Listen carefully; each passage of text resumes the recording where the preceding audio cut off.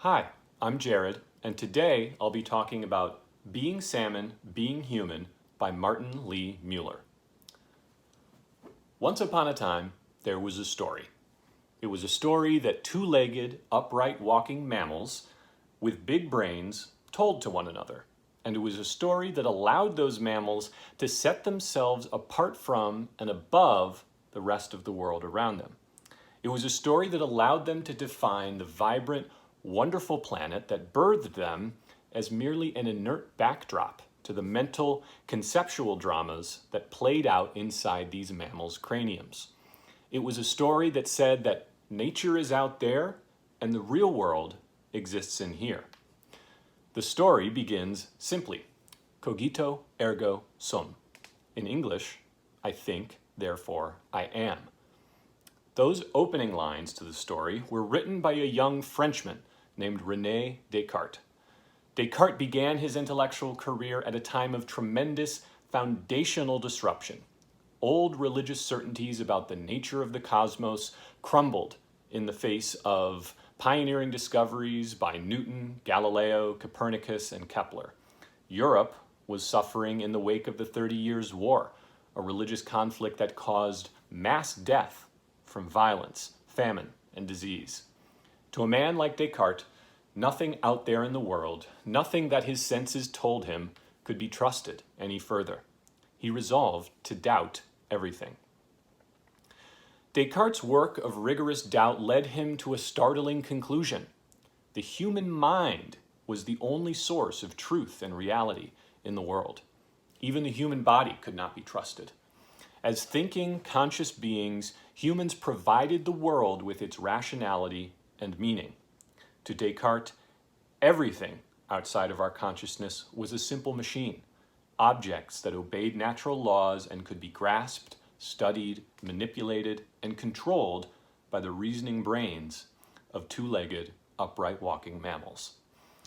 That split, enacted by Descartes, between mind and body, between thoughts and the world, between rationality and feeling, is the basis for the stories of enlightenment, science, progress, and human centricity that have defined Western culture for the past 400 years. These stories provide a comfortable, safe haven for our thinking egos. These stories have built our modern world, enabled our population to grow exponentially, and created the very real material comforts and conveniences of the information age. These stories have also placed us on a path of ecological destruction, biodiversity collapse, and climate crisis. In very real ways, Descartes' story of human consciousness, above and apart from the world, has placed our entire planet in peril. So, what does all this have to do with salmon? In Being Salmon, Being Human, Norwegian ecophilosopher Martin Lee Müller uses the global web of salmon life to tell a new story about the earth and our place within it.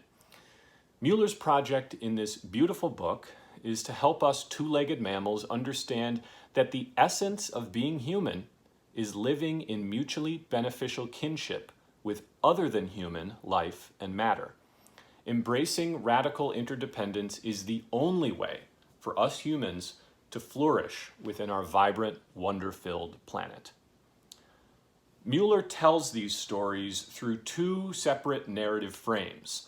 On one hand, the hyper-growth of the Norwegian salmon industry in the 20th and 21st centuries, and on the other hand, the resurgence of wild salmon life in the Elwha River, located in the traditional territory of the Klallam people on the Olympic Peninsula in what is now Washington State. In Norway, wild and domesticated farm salmon coexist uneasily. Industrial salmon farming has allowed humans across the globe to enjoy the tasty pink flaky flesh of these beautiful fish beings at all times of the year at shockingly low prices. But this consumptive revolution requires severing salmon from their wild environment, exerting total control over their life cycles, and endangering the very existence of wild salmon in the North Sea. Reducing salmon to mere biomass Stripping them of their vitality can only occur in a world whose foundational story is based on Descartes' split. We humans are the masters, and our intellect supersedes all life outside our minds.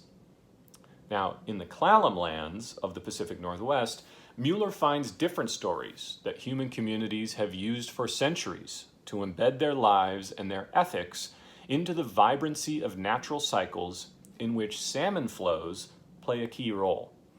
In the web of the wild, salmon are keystone species. They embody the pulse of life between land and ocean. Their spawning, feeding, migrating, and dying invest the world with life, nutrients, and meaning.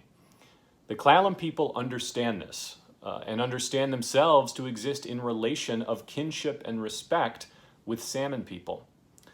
The arrival of Europeans interrupted this flow of salmon-human stories and lives. The damming of the Elwha River in the early 20th century barricaded a vital pathway of salmon migration and stripped the Clallam people of a central character in their collective cultural narrative. There is hope here, however. The Elwha River dams were deconstructed in recent years, restoring salmon to their rightful place in the Olympic Peninsula's web of life and story. Being Salmon, Being Human is an immensely rich book, full of wonder, beauty, and inspiration. In the end, Mueller proposes a new story for life on Earth, what he calls geostory.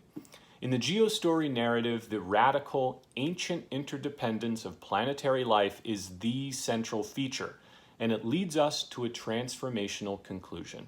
Quote, "Humans can thrive only if the larger Earth body does not suffer." End quote. We can embrace this story through our very human capacity for wonder, relationships, and creativity.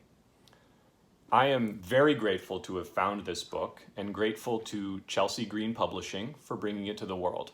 I recommend it to all of my fellow two-legged reading mammals. I think we all have a responsibility to think deeply about the stories we humans tell ourselves about our place in the world. And Being Salmon, Being Human is a great place to start that journey of restoration. Thanks for watching.